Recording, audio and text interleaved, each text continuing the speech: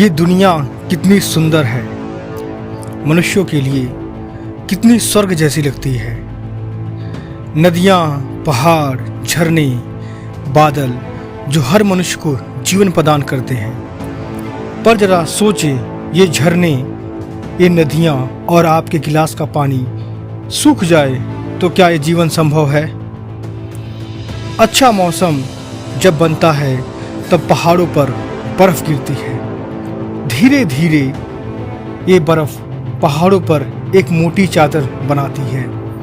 फिर ये बर्फ की चादर पिघलती है और एक एक बूंद से पानी बनता है, और ये पानी पहाड़ों से गिरते हुए झरने से फिर धरती पर गिरते हुए पानी नदियों का रूप ले लेता है। ये नदियाँ सबको जीवन देती हैं और जीवन देते हुए समुद्र में गिर जाती हैं। जहाँ नदियाँ हैं वहीं पर बड़े बड़े शहर बसे हुए हैं। पटना, अहमदाबाद, कानपुर, लखनऊ, दिल्ली, कलकत्ता, यहाँ तक भारत के जितने भी बड़े बड़े महानगर हैं, आप देख सकते हैं सब नदियों या पानी किनारे ही बसे हैं। जैसे जैसे ये नदियाँ एक दिन अगर सूखती जाएंगी तो क्या होगा? धीरे धीरे ये शहर खत्म होते जाएंगे और साथ साथ इंसान भी खत्म होता जाएंगे, क्योंकि बिना पानी जीवन संभव नहीं है इस धरती पे। ये पानी धरती के सभी जीवों के लिए वरदान है और यही असली अमृत है, और कोई अमृत नहीं है, क्योंकि इसके बिना आप ज़्यादा दिन जी नहीं सकते हैं, आपका मरना तय है। पानी सिर्फ मनुष्यों को ही जिंदा नहीं रखती है, यह सभी जीव जंतु को जीवित रखती है। इस जीवन के चक्र में जो जलीय जीव हैं उन पर भी मानवता निर्भर करती है। जैसे मछलियाँ पानी में ही पाई जाती हैं और बड़े लेवल पे मछलियों का शिकार किया जाता है, या उनको भोजन के रूप में लिया जाता है या उनको बेचा जाता है। तो यह सब किससे संभव है? नदियों से संभव है। नदियों के किनारे ही बड़े बड़े जंगल होते हैं, बड़े बड़े घनघोर वातावरण पाए जाते हैं, जिसमें कई प्रकार के जीव पाए जाते हैं, और जिससे यहाँ से होने वाली आय या जो जड़ी बूटियाँ मिलती हैं, कई प्रकार की दवाइयाँ बनती हैं। यानी ये सब कुछ निर्भर किस पे चलता है? पानी पे। तो सवाल उठता है कि अगर ये बर्फ किसी चीज़ से हमेशा के लिए ख़त्म हो जाए तो क्या होगा? जरा सोचिएगा, ना बर्फ बनेगी ना पानी मिलेगा। अगर आप पहाड़ों में बड़ी बड़ी फैक्ट्रियाँ लगाएंगे, पहाड़ों का खनन करेंगे, पहाड़ों पर प्रदूषण बढ़ाएंगे, ये सभी ना बर्फ बनने देंगे और ना ही कभी आपको पानी मिल पाएगा, क्योंकि इन सब चीज़ों से प्रदूषण बढ़ेगा। इन्हीं सब को रोकने के लिए सोनम वांगचुक, जो एक पर्यावरणविद हैं और एक समाज सेवक भी हैं और इंजीनियर भी हैं और बहुत इनोवेशन भी भारत ने किया है, वह पिछले 19 दिनों से भूख हड़ताल पर बैठे हुए हैं। वह अपने लद्दाख के वातावरण को बचाना चाहते हैं, क्योंकि लद्दाख एक इकोसिस्टम जैसा माहौल है और पूरे भारत को एक अच्छा वातावरण देता है और शुद्ध पानी भी वहाँ से कई लोगों को मिलता है।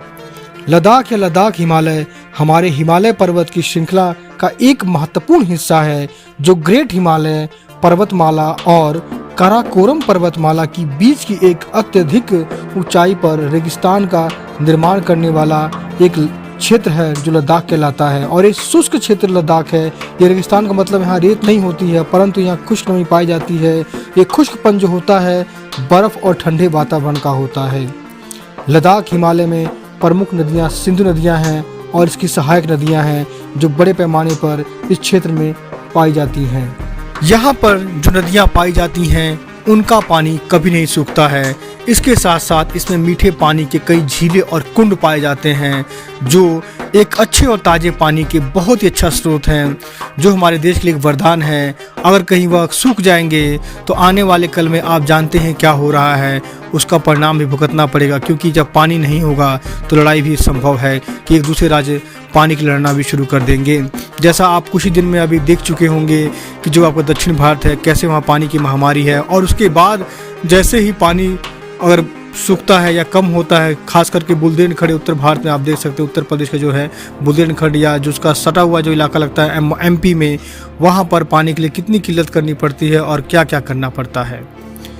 सोनम वांगचुक जो पिछले कई दिनों से आमरण अनशन कर रहे हैं, आखिर वो ऐसा क्यों कर रहे हैं? क्योंकि भारत सरकार या जो भी यहाँ की संस्थाएं हैं वह तो पर्यावरण देख के ही विकास करेंगी, परंतु उनको कुछ लगता है और वाकई में वाजिब है, उस बात को हमें देखना चाहिए।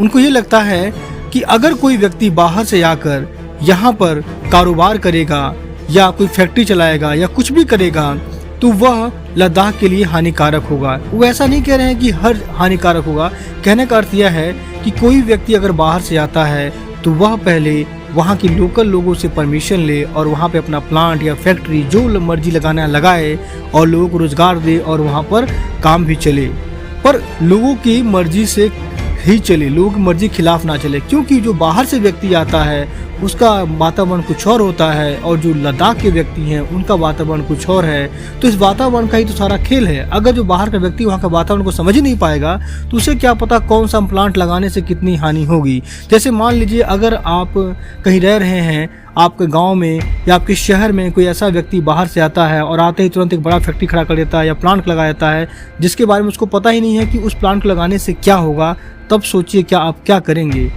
आप उसका पक्की बात है विरोध करेंगे या शांति से उसकी बात का हल निकालना चाहेंगे? तो बिल्कुल सोनम वांगचुक भी वही कर रहे हैं ताकि अपने शहर को और लद्दाख को बचाया जा सके। और लद्दाख को बचाने का मतलब सिर्फ लद्दाख के बचाने का मतलब नहीं है।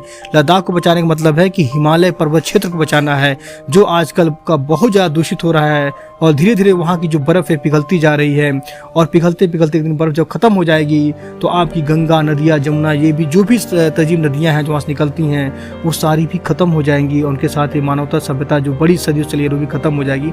ऐसा नहीं कोई चीज़ हमेशा के लिए होती है, परंतु कोई चीज़ को हमेशा को बचाने के लिए आपको कुछ करना पड़ता है ताकि वो आने वाले सदियों तक आपके आने वाली पीढ़ी को भी वो चीज़ मिलती रहे।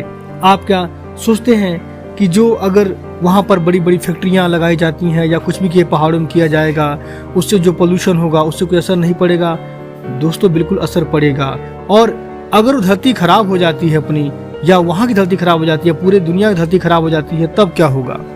तो दोस्तों आप जानते हैं, नहीं जानते तो जान लीजिए। जो बड़े बड़े अमीर लोग हैं जो इन फैक्ट्रियों से या बड़े बड़े उद्योग लगा के पैसा कमा रहे हैं वह अपना पूरा घर बार चांद पर या मंगल पर जाने का विचार कर चुके हैं और एक दिन इस धरती को गंदा करके वो चले जाएंगे। और पिसेगा कौन? इसमें पिसेंगे गरीब और मध्यम वर्ग के लोग, क्योंकि उनके पास जाने के लिए पैसा ही नहीं होगा। और सबसे बड़ी बात है उनके बारे में सोचता भी कौन है? जो सोचता है वो उसके तरफ वो लोग ध्यान में देते हैं और जो नहीं सोचता है उसके पीछे लोग पागल रहते हैं। यही फ़र्क है और इसी वजह से अमीर लोग क्या कर रहे हैं, धरती का दोहन कर रहे हैं। ये धरती को बचाने का जो संकल्प है या फिर जो आने वाली पीढ़ी को एक सौगात देने के जो लिए हमें करना है वो हमें और आपको ही मिलकर ही करना है। अगर हम सोनम वांगचुक का साथ नहीं देंगे तो आने वाले कल में इसका परिणाम भुगतने के लिए हमें तैयार रहना चाहिए, क्योंकि धरती को बचाने वाले लोग बहुत कम हैं और इसको बर्बाद और बेकार करने वाले लोग अनगिनत हैं जिनकी कोई गिनती ही नहीं है। क्योंकि पैसा जो ऐसी चीज़ है जिनके आंखों पर पर्दा ढक चुका है कि पैसा ही सब कुछ है और वातावरण और ये हवा, पानी, नदियाँ ये कुछ नहीं है, तो उनके लिए वाकई में इंसान भी कुछ नहीं होंगे। ये देश आपका है दोस्तों और धरती आपकी है, ये आपकी जिम्मेदारी बनती है आप इसको बचाएं और जो बचाएं उसका साथ भी दें। फैसला आपका है, आप अपने बच्चों को कैसी धरती देना चाहते हैं, अच्छी, सुंदर या गंदगी से, पोल्यूशन से भरी देना चाहते हैं। दोस्तों आप देख रहे थे भारत सवेरा और दोस्तों फैसला आपको करना है। आपका समय शुभ हो दोस्तों। जय हिंद, जय भारत।